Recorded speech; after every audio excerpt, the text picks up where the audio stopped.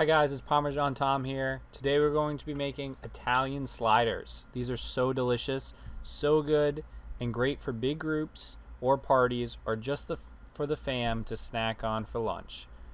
Now we are going to get right into the ingredients, but if you want more quick and easy recipes, hit my logo at the bottom right now to quickly subscribe. Alright, let's get right into it.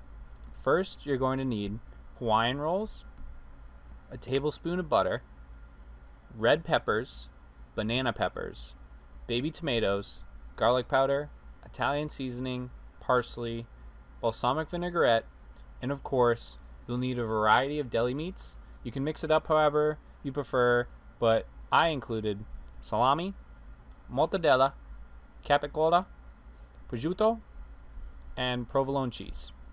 Alright, now let's get right into it. First, slice your Hawaiian rolls so we can begin to build the slider. Now spread some olive oil across the bottom of the interior side of the bread. Now we can layer out our meats. As you can see here, I'm adding mortadella, salami, prosciutto, capicola, and I finished with the provolone cheese. You can pretty much do whatever you'd like, but just make sure you finish with the provolone cheese. Then spray your baking sheet or pan with nonstick Pam or something else, whatever you have. Then we can cut up our peppers and tomatoes nice and thin and add them directly to the top. As you can see here, I squeezed most of the juice out of the baby tomatoes because we don't want to get our sliders too soggy.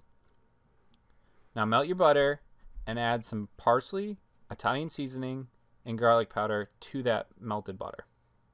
We can now use this to cover our sliders before baking to give them a nice color and tasty finish. Please note, I forgot to add a touch of balsamic vinaigrette to the sliders before buttering the top, so just make sure you do this after you cut the tomatoes. Then when finished, we can put these directly into our preheated 350-degree oven for 10 minutes. When they are finished, dice up each individual piece and serve.